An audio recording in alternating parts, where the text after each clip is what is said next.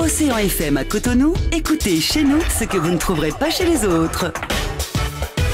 Bonjour chers tous et bienvenue dans votre émission de décryptage de l'actualité sur Océan FM. Aujourd'hui, mardi 2 novembre 2021, le plat de résistance du décryptage se consacrera donc à cette affaire de vindicte populaire à l'université de vacances du PRD avec mes confrères qui sont déjà en studio. Et tous les matins du lundi au vendredi sur la 8.6, il faut le dire, c'est ce rendez-vous à ne pas manqué. Et aujourd'hui, tel que nous l'avons annoncé, nous l'avons précisé, le plat de résistance sera consacré à la vindicte populaire, il faut le dire, à l'université de vacances du PRD, à l'affaire Lotte-Renou, si le temps nous le permet. Mais nous n'allons pas oublier aussi, et donc, ces présumées attaques terroristes à Poga, démenties formellement par le préfet de l'Atakora. Je suis en studio avec Joël Samson Bossou, il faut le dire, c'est un journaliste au quotidien Le Matinal, il est correcteur aussi, c'est un écrivain, il faudrait préciser. Joël Samson Bossou, bonjour. Et bonjour, bienvenue à Bassagan. Et nous sommes toujours dans l'expectative pour notre deuxième invité qui va nous rejoindre si tout va bien, il faut le préciser, si le temps est clément à son égard, il faut le dire, il va donc nous rejoindre en studio, mais nous allons tenir le rendez-vous matinal, il faut le dire, le rendez-vous journalier de ce jour mardi 2 novembre 2021, où nous allons parler de ces sujets que nous venons donc de préciser. Joël Samson Bossou, des présumées attaques terroristes à Poga, c'était l'information qui a circulé sur les réseaux sociaux et même des journaux donc ont relayé cela. Est-ce que dans tout ça, il n'y a pas un manque de professionnalisme à l'égard, en tout cas au niveau de certaines presses au Bénin? Oui, avant d'aborder ce sujet, j'aimerais prendre une minute parce qu'aujourd'hui c'est la fête des défunts. Des défunts, oui. Donc j'ai une pensée pour nos collègues de la maison, en tout cas nos collègues qui sont disparus au groupe de presse Le Matinal, à Océan et Le Matinal. Nous avons Clément Doyon, Alain Kauton, Tobias Yansounou, Jean-Christophe Ngbo, Gildas Agornissou, Rostan Rouisset. Donc, voilà des noms que vous précisez. Quand vous parlez de Jean-Christophe Ngbo, je me rappelle quand j'étais stagiaire dans la presse parlementaire, donc en cette année 2010 à Porte-Novo, il faisait partie des doyens qui nous défendaient le plus face à nos autres doyens qui nous voulaient nous marginaliser aussi. Et Tobias Nyansounou, le pétrolier, il faut le préciser. Voilà des personnes avec Alain Carton que vous avez précisé et pas ici. En tout cas, voilà, donc c'est un hommage mérité qu'il faut rendre à ces personnes-là qui ont travaillé pas ici, qui ont montré leur expérience, qui ont fait leur preuve pas ici, et donc il faut toujours leur rendre hommage en ces moments précis. Effectivement, et à leurs parents, que l'Éternel soit avec eux. Et cela dit, alors par rapport au sujet que vous évoquez, le terrorisme, un cas de terrorisme, supposé cas de terrorisme annoncé par un média de la place, je n'ose pas donner le nom de ce média, mais je crois que c'est un véritable manque de professionnalisme de la part de ce média-là, parce que parler du terrorisme, il fallait quand même avoir tous les éléments probants, les éléments vraiment qui attestent qu'il y a réellement du terrorisme sur le territoire béninois. Si cet organe n'est pas animé par disons des idées, peut-être d'autres idées pour peut-être noircir la destination Bénin, il n'aurait peut-être pas balancé une telle information sans se référer aux autorités sécuritaires, parce que nous avons le ministère de l'Intérieur qui est là, nous avons le directeur général de la police républicaine qui est là, le porte-parole de la police républicaine qui est là. Donc cet organe devait quand même, quand il a eu l'information, il devait se référer à ces autorités en charge de la sécurité au Bénin. Cela n'a pas été le cas. Je me réjouis que les autorités quand même aient donné les précisions requises par rapport à cette information. C'était une fausse alerte.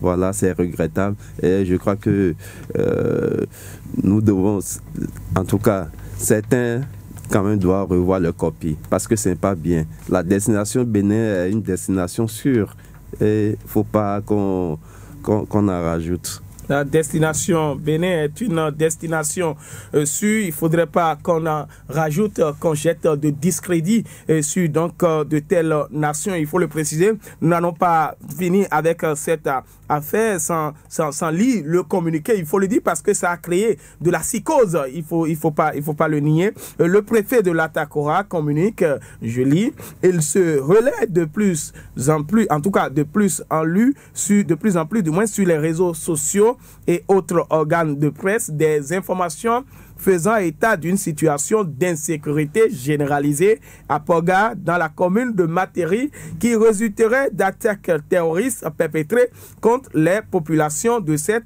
localité. Cette information de nature à créer la psychose et la panique au sein de nos compatriotes n'est pas en phase avec la quiétude que vivent les populations sur le terrain.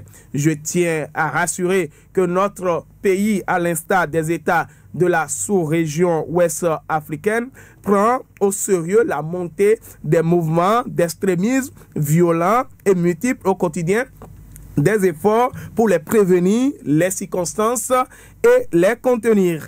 Toutefois, la situation d'insécurité décrite avec hyperbole dans les faits abondamment relayés s'est produite hors de nos territoires sur l'axe Polga-Nadiagou vers le Burkina Faso. J'invite en conséquence à la prudence et au professionnalisme dans le traitement et la diffusion des informations combien sensibles pour sécuriser, en tout cas pour la sécurité publique. Je remercie par ailleurs les populations pour leur constante collaboration avec en tout cas la sécurité publique et les inviter davantage à cet élan de coproduction de la sécurité. Fait à Latitengu le 1er novembre 2021, le préfet de l'Atakora, Déré Ledi M. Chabi. Non, voilà ce qui est bien dit et bien compris. Il faut le dire, le communiqué a été très limpide et très explicite. Il faut le préciser, Joël Samson Bozou. Oui, effectivement, le communiqué a été très clair. Il n'y a pas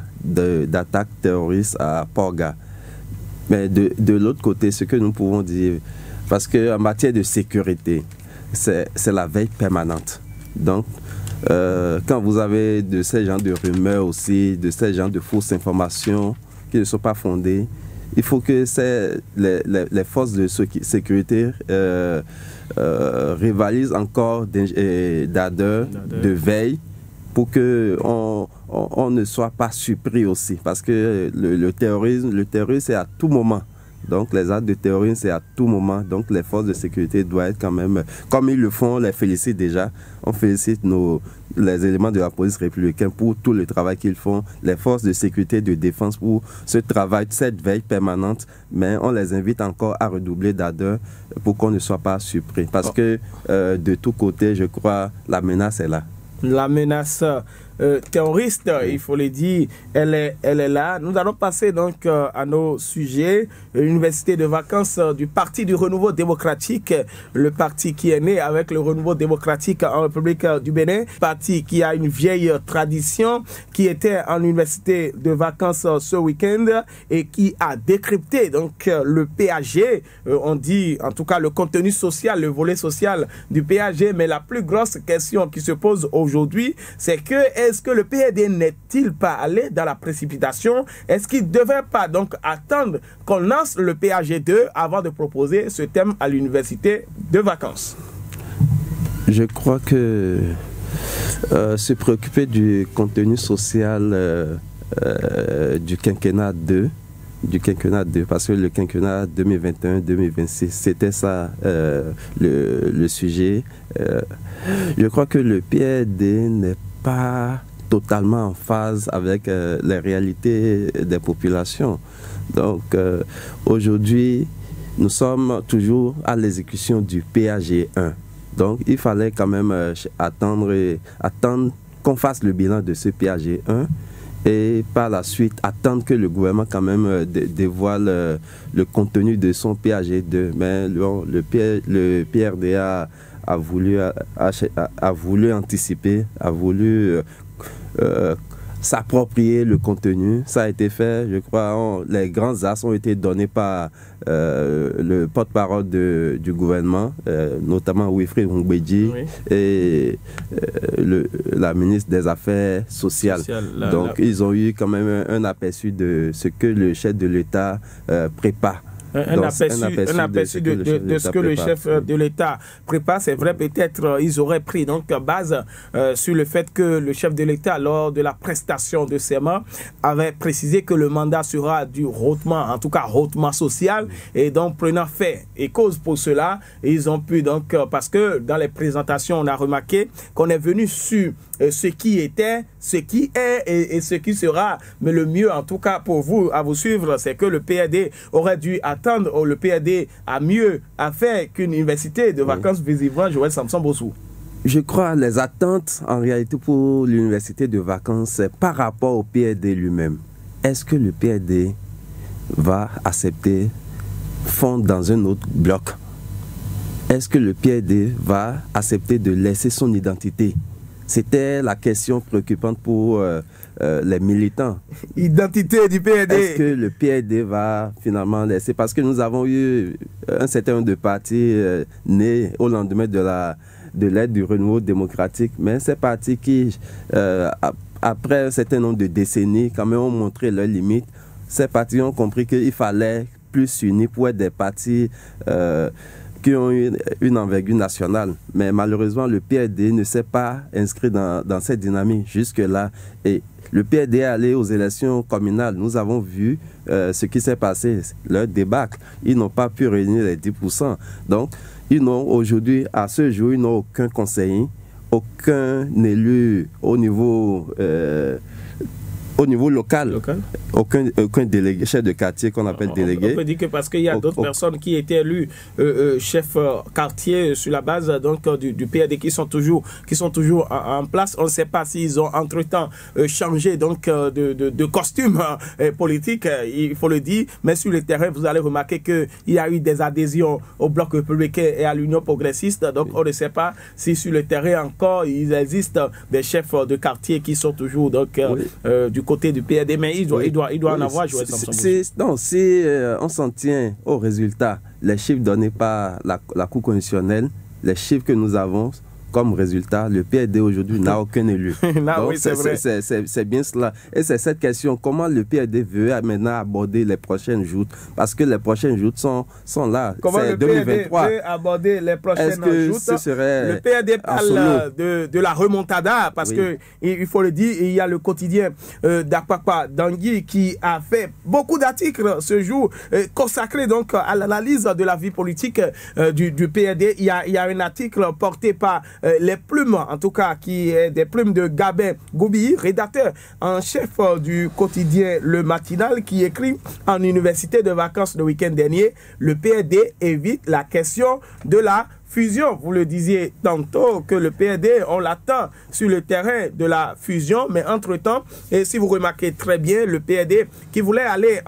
dans une mise ensemble, il faut le dire, avec le Bloc républicain, a voulu donc sauvegarder son logo et son nom, et comme ils ont l'habitude de dire, quelqu'un l'a dit parmi eux la fois dernière, que l'arc-en-ciel apparaît et disparaît, et donc peut-être c'est dans cette posture que le PAD se retrouve et ne veut pas disparaître. Or, il y a les fameuses, je dirais, donc le fameux pourcentage de 10%. Oui, effectivement. Et c'est cette posture qui va faire disparaître totalement le PAD. La posture de dire que nous allons conserver notre, comment on appelle, l'arc-en-ciel, notre emblème, l'arc-en-ciel, le logo. C'est presque une religion pour certaines personnes, Joël Samson Bossou. Oui, mais aujourd'hui, le PAD doit comprendre que le monde a évolué. Nous ne sommes plus à l'aide des partis identitaires. Il y avait la RB qui était un parti identitaire pour le milieu fond. Il y avait le PSD qui était un parti identitaire pour le milieu Adja et Mina. Il y avait le FA Lafia qui était un parti identitaire dans le nord. Mais ces partis ont tous disparu. Vous voyez? Donc, il ne reste que le PRD qui joue à la résistance, mais il va disparaître parce que c'est un parti, qu'on le veuille ou non, c'est un parti qui est bâti sur la personne de Maître Adrien Roumbédié. Et Maître Adrien Roumbédié est finissant. En matière politique, Maître Adrien Roumbédié a tout prouvé. Donc, je ne sais plus ce que Maître Adrien Roumbédié veut encore prouver sur la scène politique nationale.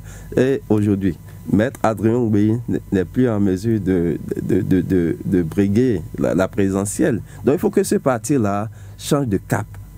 Il faut que le parti la comprenne que ça a changé. C'est heureux, ils ont un ministre au gouvernement en la personne de Raphaël Akotey. Il devait quand même... Et beaucoup de personnes qui ont été nommées tout récemment. Voilà. Donc il devait quand même... C'est ça qu'ils appellent remontada. Oui, mais c'est un processus, mais on constate que vraiment le processus, là où il doit poser, le pas de géant qu'il doit poser, c'est d'accepter aller vers soit le c'est un parti qui semble rester dans un conservatisme outrancier, il faut le dire. Et toujours, je reste avec le quotidien Le Matinal qui, dans son article, dit « Pas besoin d'être devin pour sentir la prochaine évidente disparition du Parti du Renouveau démocratique si rien n'est fait. La remontada chantée, adorée et vénérée n'est que le code d'un bon soubresaut d'animal féroce qui fait malheureusement la cour à la mort. À un an pratiquement des élections législatives, au lieu que le parti né avec le renouveau démocratique au Bénin choisisse la bonne ligne de conduite pour renforcer sa troupe, c'est dans les universités de vacances qu'il trouve sa raison d'être. Il n'est pas attendu sur ce volet. On continue toujours avec l'article. En passant au crible de la raison, la santé des partis politiques au Bénin, la réforme du système partisan a fragilisé et fracassé le PRD, je dirais même, a fait descendre le PRD de son piédestal, Joël Samson Bosso. Totalement, parce que avant, le PRD a eu 19 députés dans ce pays.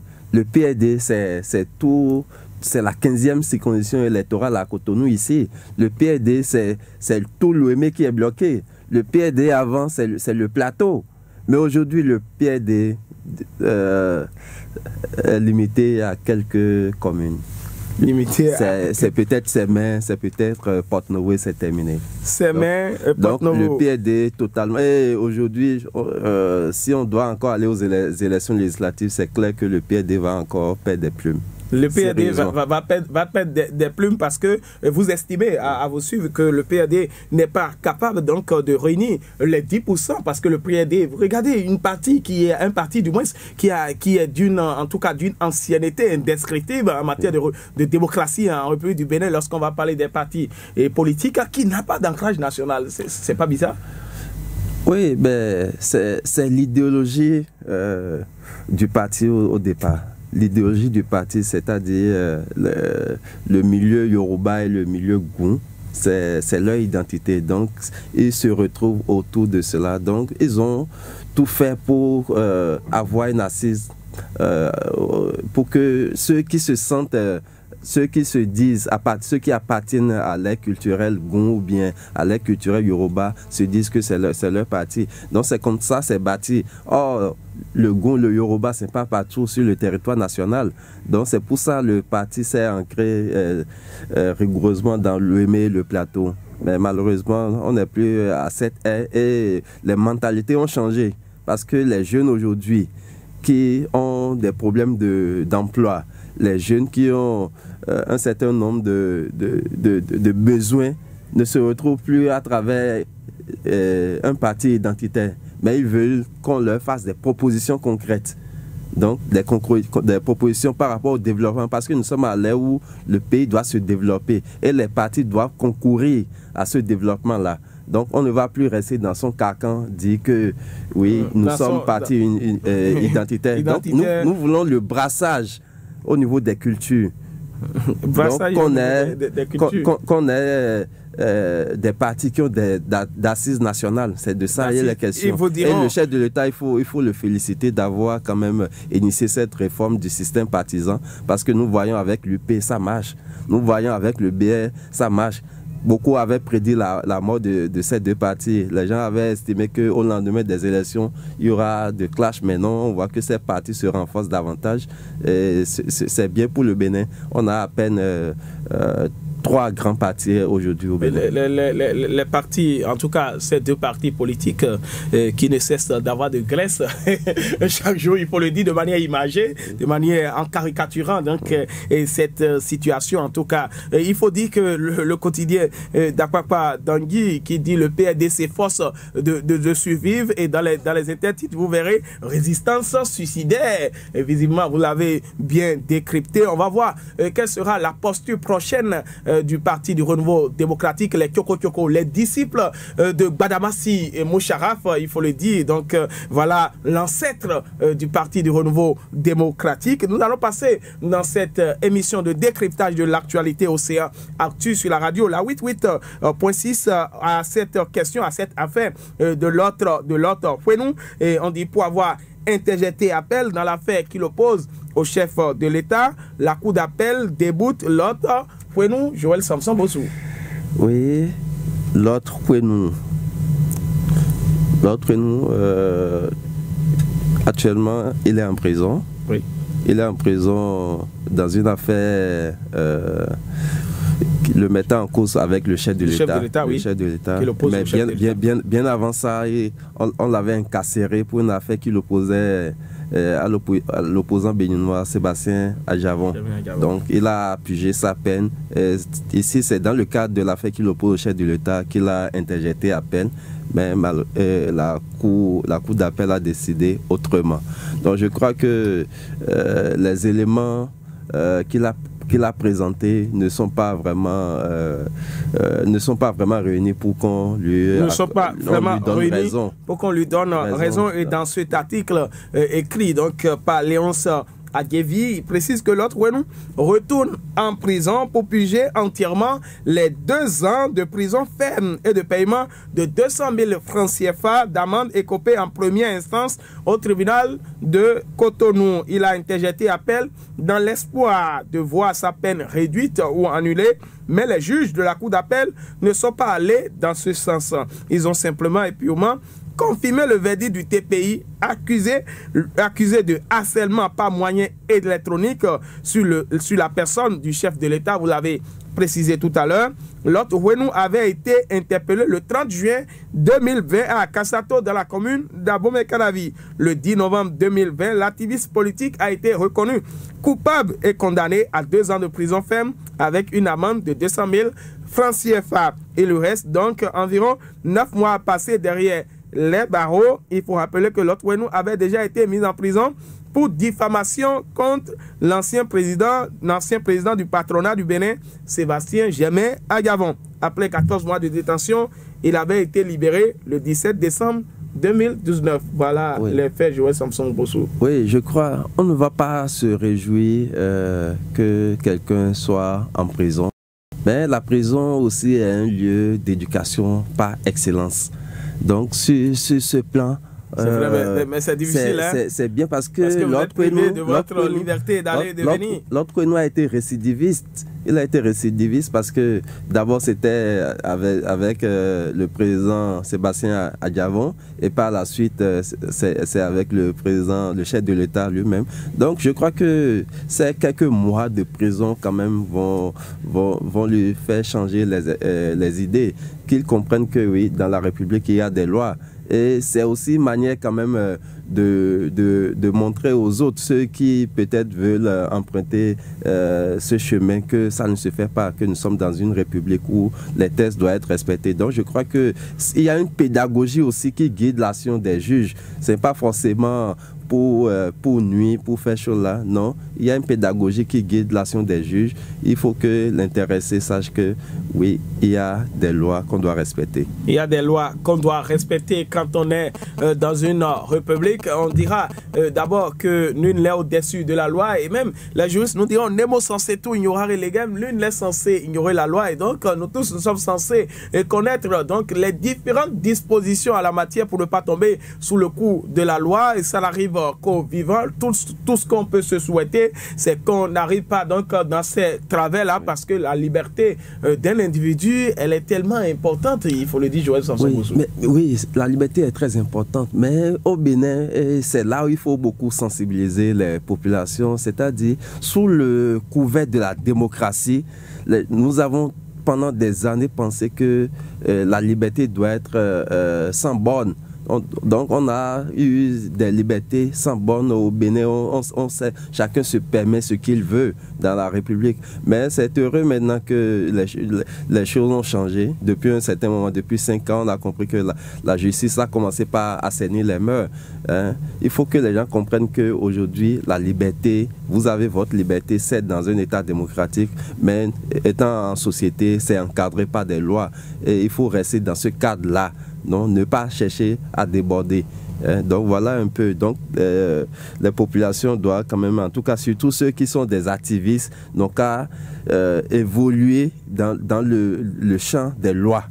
Ce n'est que ça. Évoluer dans le champ des lois. Nous allons passer au dernier sujet de cette émission de ce mardi 2 novembre 2021. L'affaire Vindite populaire sur un étudiant à l'université, en tout cas de l'université de Parakou. Et tout le monde donc a vu les différentes publications à la matière. C'est vraiment effroyable, c'est vraiment triste, il faut le dire. C'est vraiment une affaire très chagrinante et parce que j'ai eu tellement de la consternation quand j'ai vu la vidéo circuler avec cette victime qui criait que je ne suis pas voleur, je suis en train donc de pouvoir donc paraphraser ce qu'il a dit et qui faisait comprendre que d'appeler même son patron et les gens n'ont même pas eu, je dirais, ce sentiment-là de peur ou bien de crainte à l'être humain qui est vraiment sacré. Et quand on voit un voleur, est-ce que nous, population, nous avons les automatismes nécessaires pour pouvoir identifier que telle personne est un voleur? Il faut le dire, Joël Samson Bossou. Je ne parlerai pas de voleuse. Non, ce sujet, c'est triste. C'est suffisamment triste pour notre pays. Ça montre aussi le niveau de maturité de nos populations. C'est surtout ça. Parce que nos populations, on conçoit que les populations ne sont pas vraiment matures et ne comprennent pas réellement ce qu'on appelle la vie humaine. La vindite populaire, c'est à bannir. Je me souviens, c'est au début des années 90 que la pratique a commencé parce que s'inspirant de l'exemple nigérien, certaines populations estimaient que non, elles-mêmes peuvent se faire justice. Donc ça, la pratique a démarré dans le temps, mais quand ça continue jusqu'à aujourd'hui, c'est préoccupant. Ça mérite que on s'y attarde un peu. Et il faut décourager ces genres de comportements. Parce que ici, l'intéressé, qu'il soit voleur ou non, on n'a pas le droit de lui ôter la vie. La vie est sacrée. La vie est sacrée. Et d'abord, c'est la Déclaration universelle des droits de l'homme qui prescrit cela. Donc, nul n'a le droit d'ôter la vie à son prochain. Et nul n'a le droit de se faire justice. Mais en la matière, c'est ce que les populations font. Et comment ça se passe? Les gens, quand c'est des mouvements de foule, donc les gens se cachent dans ces mouvements de foule pour régler des comptes en réalité. C'est ça la réalité. Donc quand vous avez peut-être des situations de vindite populaire, c'est souvent l'idée qui est cachée. C'est souvent des mouvements de foule pour quand même prendre sa vengeance sur quelqu'un. Et ici, l'intéressé, je crois, c'est un étudiant qui n'avait rien à voir avec aucun cas de vol. Et malgré cela, mais les populations ont décidé quand même de lui ôter la vie. Et on estime que c'est une erreur, mais en réalité, ce n'est pas une erreur. Déjà, il faut chercher les arrestations ont commencé. Oui, on a appris que le chef de quartier, un chef de quartier a été pris. C'est déjà bien parce qu'un chef de quartier est censé maîtriser ce qui se passe sur son territoire. Donc, je crois que déjà avec l'arrestation du chef de quartier, on peut avoir des visages, la police peut avoir des éléments. Un Zemigaman aussi dans l'affaire, parce que quand vous voyez la vidéo, moi j'ai vu un Zemigaman, je ne sais pas, peut-être je me suis trompé, du maillot porté par ce dernier, et qui lui mettait le pneu, si j'ai bien vu, mais c'était... Oui, mais l'autre chose aussi, c'est que par rapport à la vindite populaire, c'est que c'est des gens qui veulent aussi aussi manifester leur frustration. Ils avaient des frustrations à la maison. Peut-être que c'est quelqu'un qui a mal dormi la nuit avec son épouse, qui a eu des situations et qui sort et se trouve face à un tel truc. Il cherche à déverser le trop plein de frustration. Mais c'est au-delà de ça. Peut-être si la personne a été victime de vol une fois. Joël Samson Bossou, parce que ce n'est pas aussi aisé. Hein. Moi, à titre expérimental, il faut le dire, j'ai été braqué un jour, mais c'était pas la joie.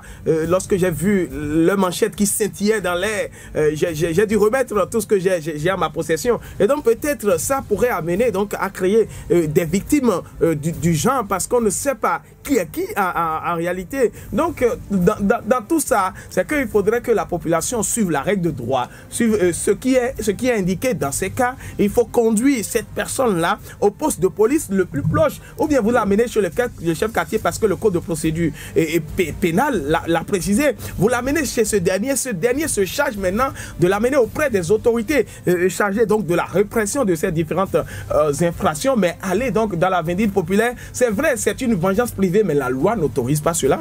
Effectivement, la loi n'autorise pas cela. Et ce qu'il y a lieu de faire, c'est ça, vous l'avez dit, quand les populations arrivent à maîtriser l'intéressé et que l'intéressé est hors d'état de nuit, le geste qu'il faut, c'est de l'amener au commissariat le plus proche pour que la force publique s'en charge.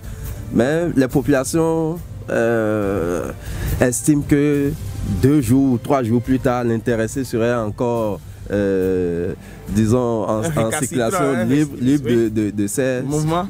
C'est pour ça que la population même décide de faire ça. Mais aujourd'hui, il faut constater qu'aujourd'hui la justice fait son travail. La justice fait son travail parce qu'avant, ce qu'il y avait, c'était la lourdeur administrative au niveau du système judiciaire. Et ce qui fait que beaucoup de dossiers ne sont pas. Aujourd'hui, il y a eu beaucoup de célérité, il y a beaucoup de tribunaux. Merci à vous, Joël Samson Bossou. On me signale de l'autre côté que nous avons donc épuisé le temps qui nous est imparti. Et ça nous a tellement échappé. On est arrivé, malgré que notre confrère n'est pas venu. Je l'ai précisé tout à l'heure, si le temps était crémant à son égard, on aurait déjà fini depuis. Donc nous sommes au thème de cette émission. Nous nous retrouvons demain à la présentation. Bienvenue à Gwasaga.